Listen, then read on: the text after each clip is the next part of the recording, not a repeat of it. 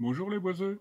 Dans ma dernière vidéo d'entraînement, j'ai fini de corroyer à la main les morceaux de bois qui vont permettre, donc c'est des tasseaux de boulot à l'origine, qui vont me permettre effectivement de réaliser un pavé droit. Le but c'est de refaire à peu près, c'est de refaire la même taille que le work centre, hein, mais pouvoir le positionner de l'autre côté de l'établi, là où est l'appareil en définitive. Donc pour ça, comme je voulais m'entraîner au rabotage et au trellis, je suis parti sur des assemblages en clé, on appelle ça la clé du barbu. Hein, c'est venu d'un défi sur YouTube. Donc en définitive, c'est un double enfourchement. Ça fait un peu comme une tête de château fort, dans lequel vient de se mettre effectivement une première traverse et une deuxième dans l'autre sens.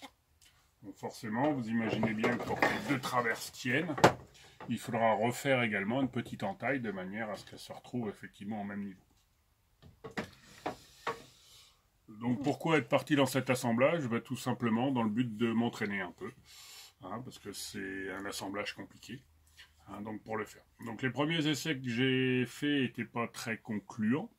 Donc c'était le but de ma dernière vidéo justement sur l'entraînement. Donc j'ai eu des commentaires constructifs et je vais vous présenter comment la manière dont je vais réaliser les suivants.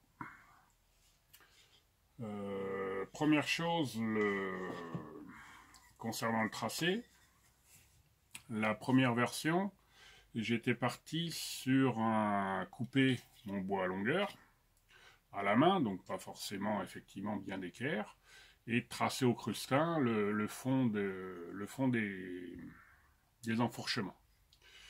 Mal m'en a pris, parce qu'en définitive, comme mon bois n'était pas droit, je me suis retrouvé avec des écarts de parallèle ou autre chose, donc c'était pas pratique.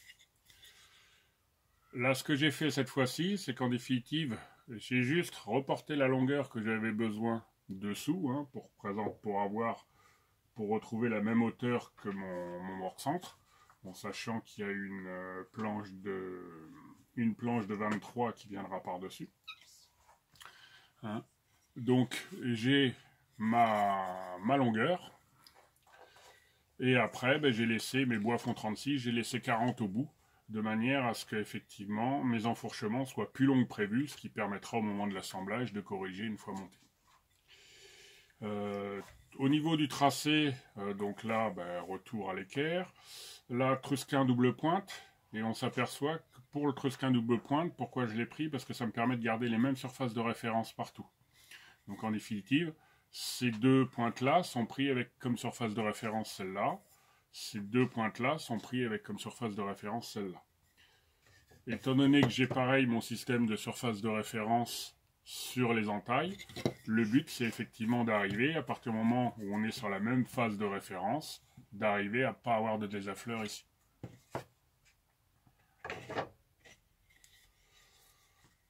Donc le traçage, ça fait un beau jeu de solitaire une fois qu'on a fini, hein, et le but c'est de passer de ça à ça.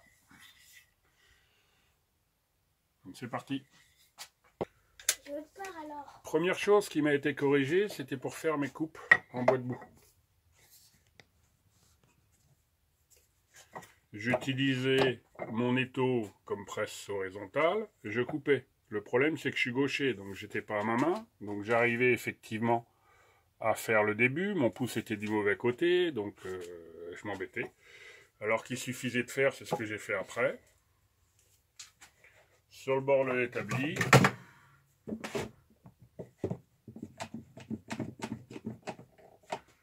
serre joint, là je me retrouve avec le pouce du bon côté pour faire ma première descente. Et ensuite, là je pouvais passer sur ma presse pour finir.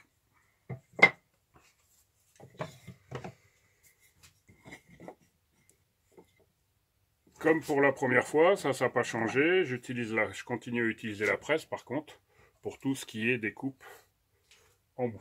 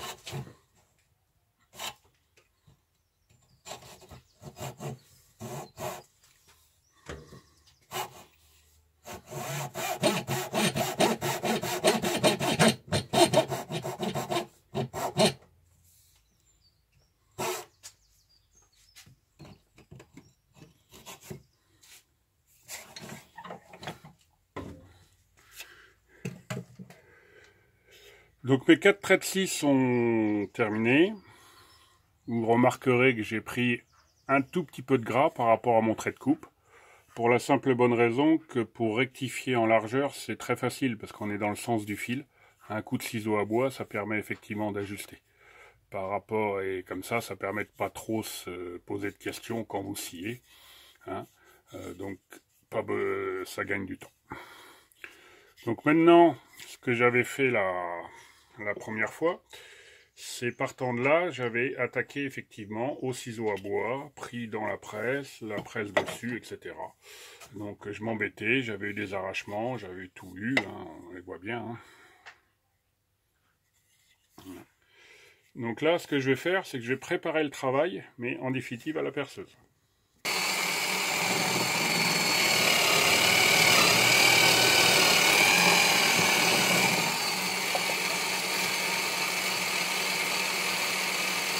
Oh merde. Je me suis fait avoir, j'ai éclaté derrière, j'ai pas mis de pièce martyre dessus.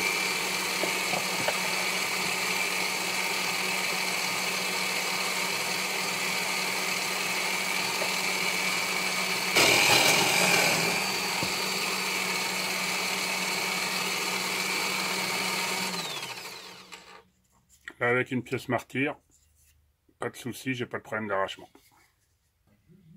Donc maintenant c'est scié, c'est percé, mais il reste effectivement à enlever les 4 morceaux, les 5 morceaux qu'il y a ici.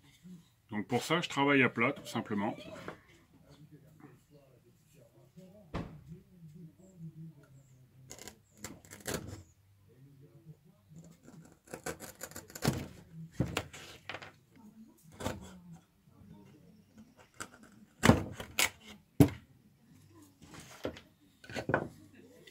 Voilà, donc là les morceaux s'enlèvent tout sur. Et par contre j'ai un rond ici qu'il faut effectivement que je rectifie au ciseau à bois.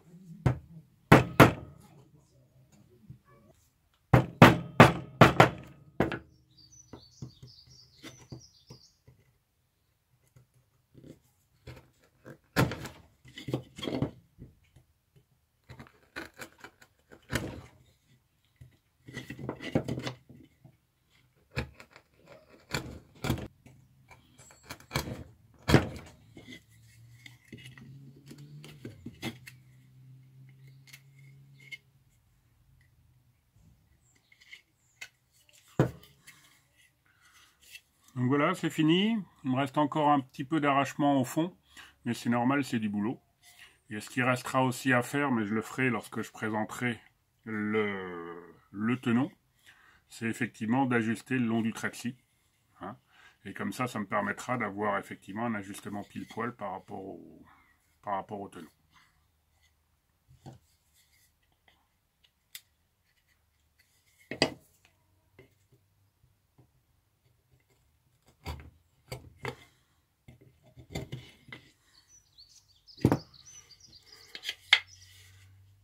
Bon, mais il m'en reste 2 autres à faire.